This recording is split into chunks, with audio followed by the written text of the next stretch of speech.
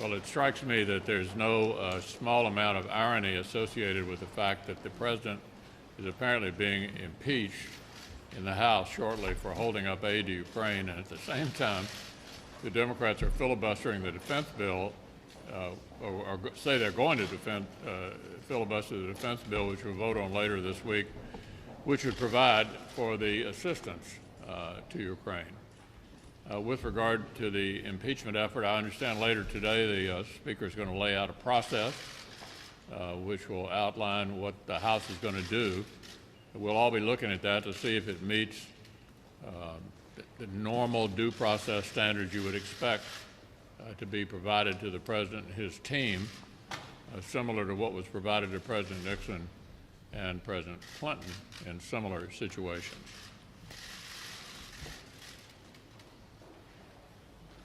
Well, as the leader pointed out, the Democrats in the Senate seem intent on blocking defense appropriations. We'll see. We're going to have a vote. They'll get a chance to show us tomorrow what they really think about that. But if they follow through on their intentions to try and stop defense funding, it will be incredibly poorly timed in the wake of an event last weekend where, at the direction of the President and his national security team, our intelligence professionals and special operators were able to bring al-Baghdadi to justice, something that's very good news for the American people and very good news in the war, in the continued fight against terrorism.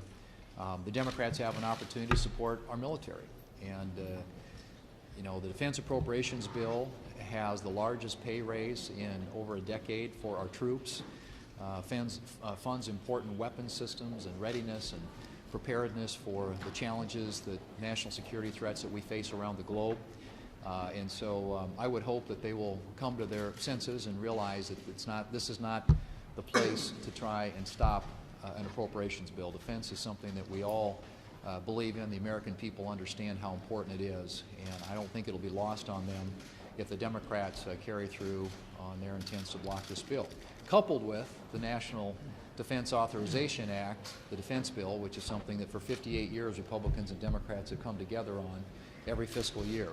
It's one of those areas of agreement where when it comes to defending the country, we've been able to work together, but that too now is bogged down in partisanship that's being carried out by Democrats both here in the Senate and the House.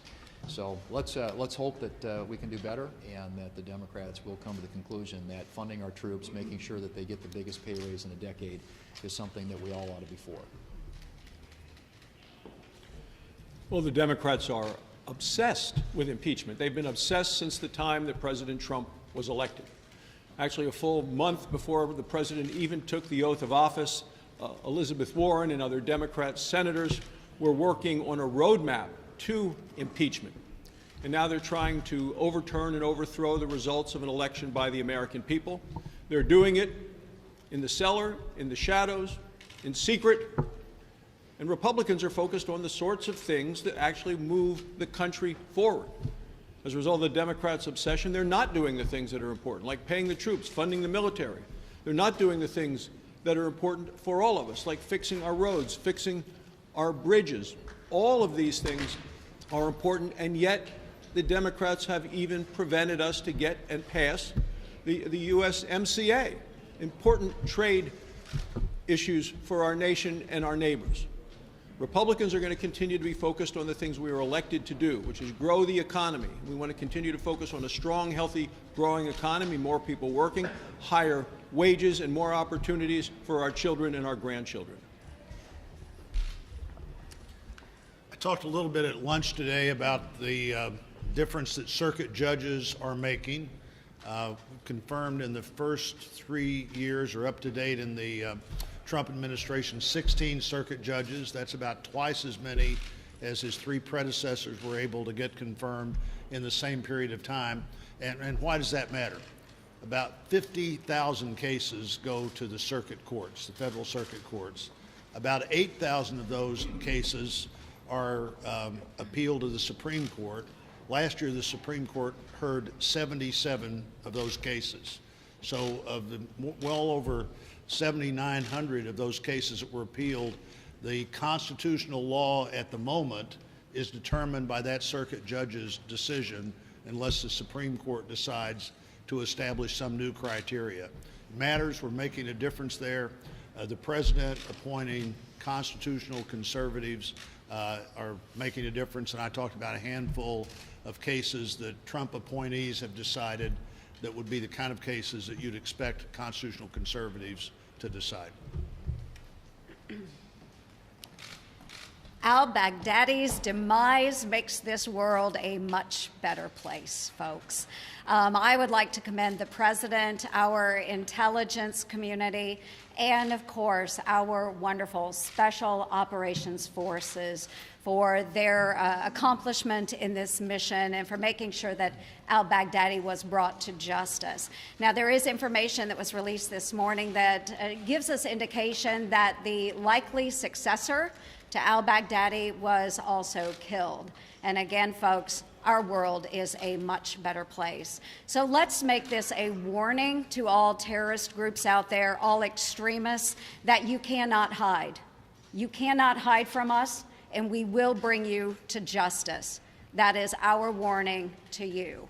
Our world is a safer place, and again, it is because of our wonderful troops. And we hope that we are able to continually fund our troops in an appropriate manner. I do hope that the Democrats will join us in supporting our men and women in uniform. I would encourage all of you to support our men and women in uniform. And I'd also, just as a final shout out, I want to give a shout out to that wonderful canine that tracked al-Baghdadi. Hey, that's a good, we should give him an attaboy or attagirl. The world may never know. So thanks so much, and again, congratulations to the men and women of this mission for a job well done. Well, I want to commend our special operators and members of the intelligence community for eliminating al-Baghdadi, the most wanted terror leader in the world, the head of ISIS.